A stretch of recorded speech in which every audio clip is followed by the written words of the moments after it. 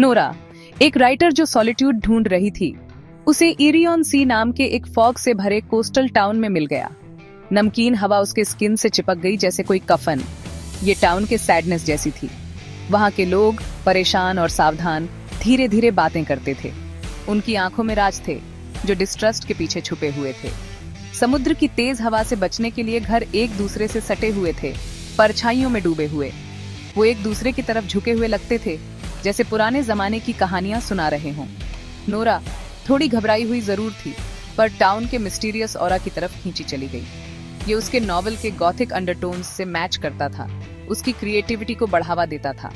उसका cottage cliffs के किनारे पर बना था, जो उफान मारते समुद्र को ओवरलुक करता था। हवा के हर झोंके के साथ खिड़कियां खड़खड़ाती थीं, मानो घर खुद उसे वार्न कर रहा हो। फिर भी नोरा को लहरों की आवाज में सुकून मिला। ये एक कांस्टेंट था, नेचर की ताकत और उसकी अपनी एंजाइटीज की इनसिग्निफिकेंस का रिमाइंडर। कॉटेज चार्मिंग होने के बावजूद फॉरगॉटन स्टोरीज से भरा हुआ था। मकड़ियों के जाले छत से लटके हुए थे जैसे भूतिया पर्दे। जमीन के नीचे की लकड़ियां आवाज करती थीं, पास्ट ऑक्यूपेंट्स की कहानियां सुनाती थीं। अपनी ग्रैंडमदर की एंटीक राइटिंग डेस्क को अनपैक करते समय नोरा को वो मिली, एक पुरानी की वेलवेट लाइंड बॉक्स में रखी हुई। की देखने से ज्यादा भारी थी, छूने में ठंडी। ये बड़ी इंट्रिकेटली क्राफ्टेड थी। अजीब सिंबल्स उसकी सरफेस पर एच्ड थे। सिंबल्स फेमिलियर लग रहे थे। नोरा ने लोकल आर्किटेक्चर में चर्चयार्ड के पुराने टूमस्टोन्स पर ऐसे ही पैटर्न्स देखे थे। क्यूरियोसिटी उसे खाए जा रही थी, मानो की खुद उसे बुला रही हो, अपने सीक्रेट्स अनलॉक करने के लिए अर्ज कर रही हो। अचानक उसने की को फायरप्लेस के एक लूज स्टोन पर लगाया, एक डिटेल जो उसने लगभग मिस कर दी थी। एक आवाज के साथ स्टोन हट गया, एक डार्क गेपिंग मॉ रिवील करते हुए। पुराने पार्चमेंट और भूले हुए सपनों जैसी एक मस्टी स्मेल फायरप्लेस के पीछे हिडन ओपनिंग से आई। टिमटिमाते लैंटर्न के साथ नोरा एक स्टीप नैरो स्टेयरकेस से नीचे उतरी। हर स्टेप के साथ हवा ठंडी होती गई, भारी होती गई। सीढ़ियां अचानक खत्म हो गईं, एक बड़े सबटेरेनियन चेंबर की ओर ले जाती हुई। बुक शेल्व्स की रोज दीवारों पर लगी हुई थीं, ऊंची वॉल्टेड सीलिंग तक पहुंचती हुई। ये एक लाइब्रेरी था, टाइम से अनटच्ड, लेदर और एंशिएंट लैंग्वेजेस में बाउंड काउंटलेस वॉल्यूम्स से भरा हुआ। बुक्स अपनी लाइफ से पल्सेट कर रहे थे। हर स्पाइन फॉरगॉटन टेल्स विस्पर कर रही थी। उनके टाइटल्स अननोन की एक क्रिप्टिक सिम्फनी थे। ये लॉस्ट लिटरेचर का ट्रेजर ट्रोव था, एक बिब्लियोफाइल का ड्रीम और एक हिस्टोरियन का नाइटमेयर। नोरा की स्पाइन में एक चिल दौड़ गई। वो खुद से कहीं ज्यादा बड़ी चीज पर स्टंबल कर गई थी। ईरी ऑन सी के हार्ट में डेफन एक सीक्रेट। डेज वीक्स में बदल गए जैसे नोरा लाइब्रेरी की लैबिरिंथाइन डेप्थ्स में खो गई। टाउन के लोग जो पहले वेरी थे, अब उससे पूरी तरह अवॉइड करते थे। उनकी विस्पर्स उसके पीछे शैडोज की तरह चलती थीं, मैडनेस और डिसअपीयरेंसेस की कहानियां बुनती थीं। फॉग, जो पहले एक कांस्टेंट कंपेनियन था, अब एक अनसीन एनर्जी से पल्सेट कर रहा था। उसके ड्रीम्स विविड हो गए, स्पेक्ट्रल फिगर्स की फ्लीटिंग ग्लिम्पसेस और विस्पर्ड वार्निंग से हॉन्टेड। रियलिटी और नाइटमेयर के बीच की लाइन ब्लर हो गई। वो अपनी सैनिटी पर क्वेश्चन करने लगी। उसके आसपास की दुनिया पर उसकी ग्रिप हर गुजरते दिन के साथ लूज होती गई। एक खास जर्नल, ह्यूमन स्किन में बाउंड और फ्रैंटिक स्क्रिबलिंग से भरा, ने उसका ध्यान खींचा। लैंग्वेज आर्केक थी, फिर भी स्ट्रेंजली फेमिलियर।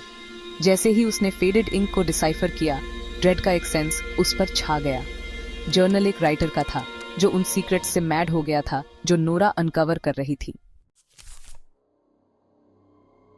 जर्नल एक पैक्ट के बारे में बताता था, टाउन के फाउंडर्स और एक इमेंस पावर वाली एंटिटी के बीच एक बार्गेन।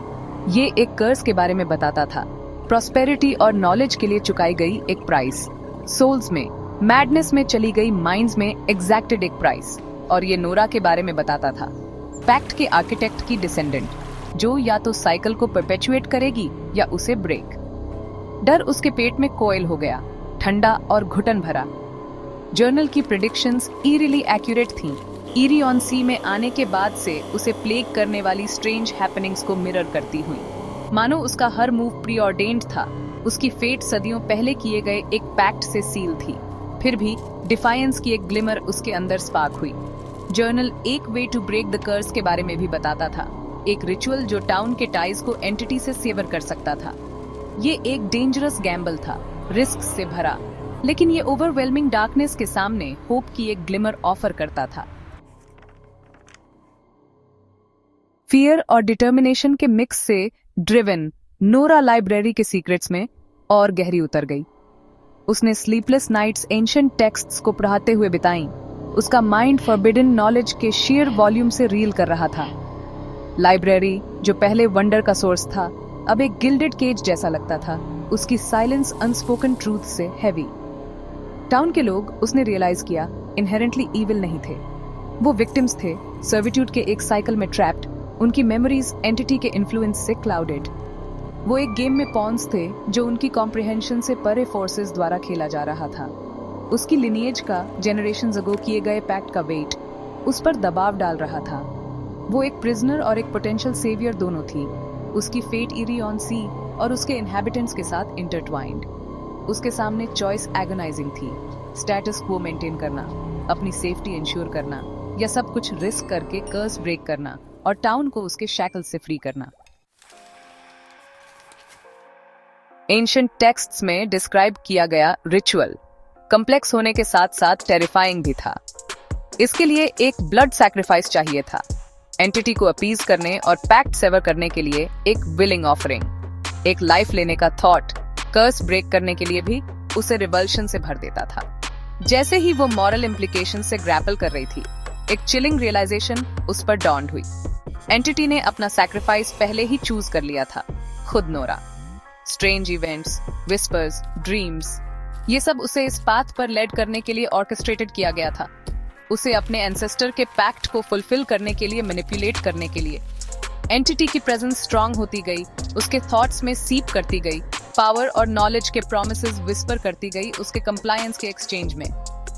इसने उसे उसके नॉवेल के रियलिटी बनने के विजन से टेम्प्ट किया, एक मास्टरपीस जो उसके नाम को इमॉर्टलाइज करेगा। लेकिन नोरा ने अपनी राइटिंग के सॉलिट्यूड में, अपनी ट्रूथ की परस्यूट में फ्रीडम का टेस्ट लिया था। उसने एंटिटी के गेम में पॉन बनने से, उसकी ट्यून पर नाचने वाली पपेट बनने से मना कर दिया। लाइब्रेरी से मिले नॉलेज से आर्म्ड और पर्पस के न्यू फाउंड सेंस से फ्यूल्ड, उसने एक प्लान बनाया। वो एंटिटी के एरोगेंस को उसके खिलाफ यूज करेगी, उसके कंट्रोल के हंगर को एक्सप्लॉइट करेगी।